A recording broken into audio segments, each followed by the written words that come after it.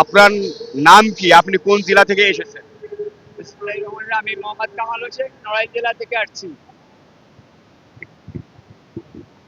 আপনারা দেখেছেন যে ৭১-এর পর থেকে বাংলাদেশে যে দারিদ্রতা, বেকারত্ব, দুর্নীতি এদেশে এবং ক্ষমতার দখল যেভাবে মাথাচাড়া উঠেছে, বাস্তবিক পক্ষে দেশের কল্যাণের জন্য কোনো কিছু করা হয়নি আশা অনুরূপ। দেশে যদি দুর্নীতি, নির্বাচন না দেওয়া হয়, গণতন্ত্র মনিটরিং টিম গঠন করা হয়, আমার মনে হয় তাতেই দেশে গণতন্ত্র ফিরিয়ে আসবে। নির্বাচন নয়, নির্বাচন দিয়ে মানুষ, নির্বাচন দিয়ে প্রতিনিধিরা মানুষের জনগণের গলা টিপে ধরছে, মানুষের মৌলিক অধিকার ক্ষুণ্ণ করছে। তাই আমি চাই প্রতিটা ইউনিয়নে, সিটি কর্পোরেশনে, প্রতিটি ওয়ার্ডে ওয়ার্ডে গণতন্ত্র মনিটরিং টিম গঠন করতে হবে এবং মনিটরিং টিমের প্রধান থাকবেন ম্যাজিস্ট্রেট, ১০ জন পুলিশ থাকবে ম্যাজিস্ট্রেটের অধীনে, এবং স্থানীয় গণ্যমান্য ব্যক্তি নিয়েই গণতন্ত্র মনিটরিং টিম গঠন করা হবে। এতেই গণতন্ত্র প্রতিষ্ঠা পাবে। এবং ওই স্ব এলাকার ম্যাজিস্ট্রেট সাহেব স্ব এলাকার রাস্তাঘাট যত আছে মেরামত করবেন, করবেন এবং শান্তি শৃঙ্খলার কাজ করবেন। দেশে কোনো ভূমি অফিসের প্রয়োজন নেই, ওই ম্যাজিস্ট্রেটই ভূমি অফিসের মানে জমি সংক্রান্ত সকল কাজ সমাধান করে দেবেন। আজ আপনি আদালতে যাবেন, দেখবেন যে ভূমি সংক্রান্ত এত মামলা, এত জটিলতা, এবং ভূমি অফিসগুলো এত দুর্নীতিবাজ বাংলাদেশে কোথাও নেই। এবং চিকিৎসা সেবার মানও খুবই দুর্বল। তাই বাংলাদেশে কোনো ভূমি অফিসে থাকবে না এবং কোনো ক্লিনিক থাকবে না। দেশে, আমি আবারও বলছি, দেশে গণতন্ত্র প্রতিষ্ঠা, নির্বাচন নয়, গণতন্ত্র মনিটরিং গঠন করতে হবে এবং ক্লাস শান্তি শৃঙ্খলা রক্ষা করতে হলে পুলিশ নয়, ক্লাস্টারের আওতায় এনে শাসন ব্যবস্থা পরিচালনা করতে হবে। তবেই দেশে গণতন্ত্র প্রতিষ্ঠা পাবে। এবং বেকারত্ব রোধ করার জন্য প্রতিটি জেলায় জেলায় ২০-৩০ হাজার শ্রমিক কাজ করতে পারে এবং তার চেয়ে বেশি কাজ করতে পারে মিল কারখানা, গার্মেন্টস ফ্যাক্টরি তৈরি করা সম্ভব ২ বছরের ভিতরে। এই বাংলাদেশকে যদি সরকার চায়, ইউনুস গভর্নমেন্ট চায়, তাহলে এই দেশকে সিঙ্গাপুর, মালয়েশিয়ার মতো উন্নত করা সম্ভব। আমি এই কাগজটা ডক্টর ইউনুস স্যারের কার্যালয়ে পৌঁছে দিয়েছি ২৮ তারিখে। এই কাগজটা ২৮ তারিখে ২৮শে ডিসেম্বর 10টা 13 মিনিটে পৌঁছে দিচ্ছি। এখন যারা দায়িত্বরত আছে ওরা যদি না দেয় এই গুরুত্বপূর্ণ কাগজটা, এটা রাষ্ট্র পরিচালনার নিয়ম লেখা আছে, সংক্ষেপিত কিন্তু মূল বিষয় আছে কিভাবে সরকার পরিচালিত হবে। সরকার অবৈধ কখন হবে? যখন নির্বাচিত সরকার যখন জনকল্যাণমূলক কাজ ভুলে গিয়ে ব্যক্তি স্বার্থে, দলীয় স্বার্থে পরিচালিত হবে এবং জনগণের উপর অত্যাচার নির্যাতন করবে, তখন থেকেই সে অবৈধ সরকার পরিণত হবে। বিধায় শেখ হাসিনা কোনো সরকার নয়, সে যেদিন থেকে সে লুটপাট শুরু করছে সেদিন থেকে সে অবৈধ সরকার পরিণত হয়েছে। এবং ভারত যে বাংলাদেশের উপর নানাভাবে ষড়যন্ত্র করছে, এর মূল উদ্দেশ্য হলো দেশকে কিভাবে অস্থিরতা করা যায়। ভারত তো লেগে আছে ৭১-এর পর থেকেই। তাই আমি বলতে চাই, দেশকে সুরক্ষা করতে হলে, প্রযুক্তিগত দিক দিয়ে উন্নত করতে হলে দেশে চায়না, জাপান, ইরান, সৌদি আরব, আমেরিকা, লন্ডন উন্নত দেশে ৫০০ করে মেধাবী ছাত্রছাত্রী পাঠাতে হবে, যারা প্রযুক্তিগত দিক দিয়ে উন্নত জ্ঞান শিখে আসবে এবং এই দেশে কোনো ইঞ্জিন তৈরি হবে না। এই দেশে বিদেশ থেকে ইঞ্জিন তৈরি হবে না, এই দেশে ইঞ্জিন তৈরি করতে হবে। এই দেশে কলকারখানা, গাড়ি, প্রতিটা বিভাগীয় শহরে কলকারখানা, মানে গাড়ি গাড়ি তৈরি করতে হবে। একটা মোটর সাইকেলও, একটা গাড়িও, একটা যন্ত্রাংশ বিদেশ থেকে আনা যাবে না। এই দেশে স্বনির্ভর করা সম্ভব ২ বছরের ভিতরে, যদি সরকারের সদিচ্ছা থাকে। ডক্টর ইউনূস স্যারের পক্ষেই সম্ভব।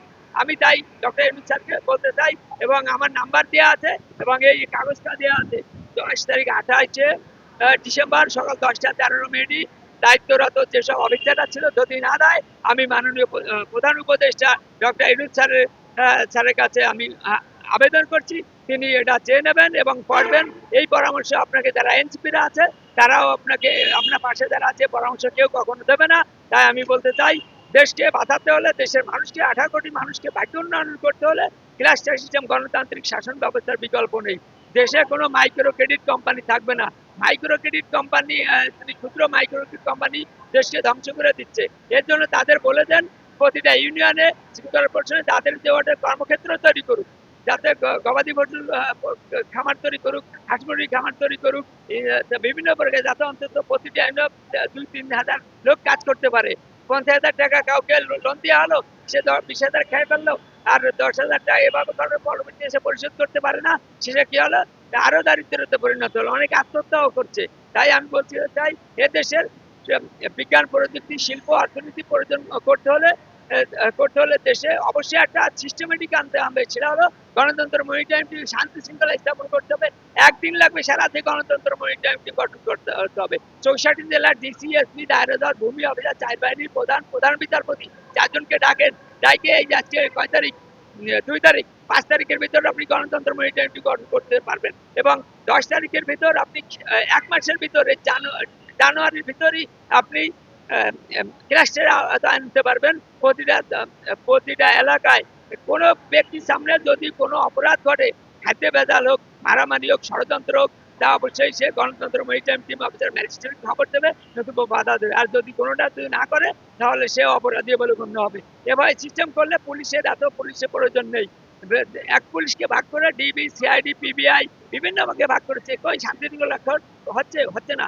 এত অপরাধ সংগঠিত হচ্ছে, এত দুর্নীতি হচ্ছে, ঠেকাতে পারছে না। একটাই সিস্টেম, গণতন্ত্র মনিটরিং টিম গঠন করা, গণতন্ত্র রক্ষায় নির্বাচন নয়। যদি নির্বাচন দেন তাহলে আবারও সেই দুর্নীতি শুরু হয়ে যাবে। সবাই নির্বাচন অপেক্ষা আছে, নির্বাচনটা বেরিয়ে যাক, আবার দুর্নীতি করতে পারে স্বাধীনভাবে।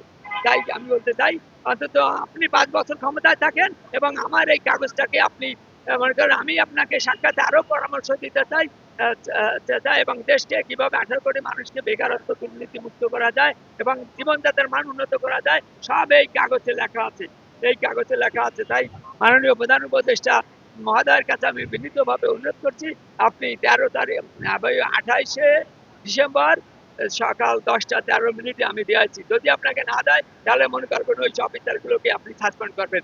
আল্লাহ হাফেজ। আপনি এক নজরে উন্নত বাংলাদেশের জন্য 7টি পয়েন্ট ব্যাখ্যা সহকারে দিয়েছেন। এই ব্যাখ্যার ফুল মিনিংটা কি? এবং আপনি বললেন মাননীয় প্রধান উপদেষ্টার দরবারে আপনি আপনার কাগজ আলোকলিপি হিসেবে জমা দিয়েছেন। সেখান থেকে কোনো আশ্বস্ত হয়েছেন কিনা এই বিষয়কে?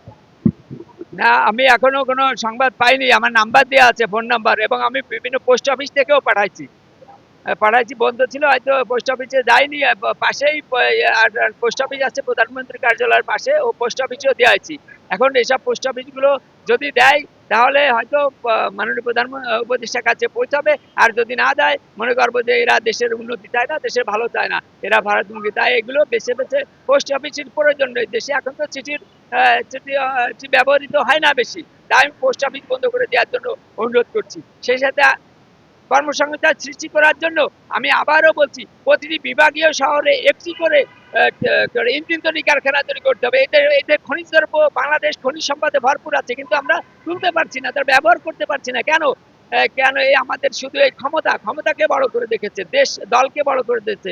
এরা যদি দেশকে ভালোবাসতো, দেশের মানুষের কথা চিন্তা করতো, তাহলে এই বাংলাদেশ আরো 10 বছর আগে সিঙ্গাপুর, মালয়েশিয়ার মতো উন্নত হতো, কামলা বেচতে যেত না। তাই আমরা এই যে দেশে আপনি দেখেন যে জমি জমা বিক্রি করে ঋণগ্রস্ত হয়ে বিদেশে যাচ্ছে, বিদেশে যেও মার খেয়ে চলে আসছে, অনেকে মরে লাশে ফিরে আসছে, টাকা কাজ পাচ্ছে না। কেন এই অবস্থা হবে? কেন আমাদের দেশে যে গাড়ি ঘোড়া চলছে, ঢাকা শহরকে তো আপনি দেখেন বস্তি বানায় রাখছে। আমি বলে দাম 1 মাসের ভিতর ঢাকা 10টি কাজের মাধ্যমে ঢাকা শহরকে একদম লিটার ক্লিন করে দিতে পারি আমি। এবং আগামী 2 বছরের ভিতর বাংলাদেশকে সিঙ্গাপুর, মালয়েশিয়ার মতো করে একজন লোক বেকার থাকবে না। 59 বছরও চাকরি পাবে যদি সে শারীরিক এবং মানসিকভাবে সুস্থ থাকে। এবং প্রতিটি মেধার উপযুক্ত সুযোগ দেওয়া হবে। কেউ পিতার পরিচয়, মাতার পরিচয়, ভাইয়ের পরিচয়, স্বামীর পরিচয় যেন প্রকৃত নয়। এই মূর্খতন্ত্র হতে, লুটপাট তন্ত্র হতে, দুর্নীতি তন্ত্র হতে দেশকে বাঁচান, আপনাকে অনুরোধ করি। নতুবা নির্বাচন দিলে দেশ নির্বাচনে চলে যাবে। কোনো আমরা বেকার ভাতা চাই না, আমরা কাজ চাই। নির্বাচন চাচ্ছেন না? না, আমি নির্বাচন যাচ্ছি না। নির্বাচন হবে কি? নির্বাচন তো গণতন্ত্র ধ্বংস করে দিচ্ছে। গণতন্ত্র মনিটরিং টিম তৈরি করুন। নির্বাচন যাতে জনগণ, নির্বাচন হলে যে আবার সে রাজনীতিবিদদের লুটপাট শুরু করবে এবং দেশের ভিতরে 71 বছর পর থেকে যা হয়ে আসছে তাই শুধু দলীয় তন্ত্রকে মানে দলগত দিক থেকে বেশি করে দেখছে এবং ক্ষমতাকে বড় করে দেখছে এবং ব্যক্তিতন্ত্রকে বড় করে দেখছে, মূর্খতন্ত্রকে প্রভাবিত হচ্ছে। দেশে বহু মেধাবী ছাত্রছাত্রী আছে, বহু মেধা রাজনীতিবিদ সম্পূর্ণ লোক আছে, কিন্তু তারা এই দুর্নীতিবাজদের কারণে প্রকাশ্যে আসতে চায় না। এরাও একটা ইঞ্জিনিয়ার, এটা রাষ্ট্র করার কারিগর। আমি এনসিপিদের বলবো এবং যারা জামাত শিবির করেন এবং বিএনপিদের কথা বলবো, এই দেশকে কিভাবে বাঁচাতে হবে, বেকারত্ব রোধ করতে হবে, এটা আমার লক্ষ্য উদ্দেশ্য।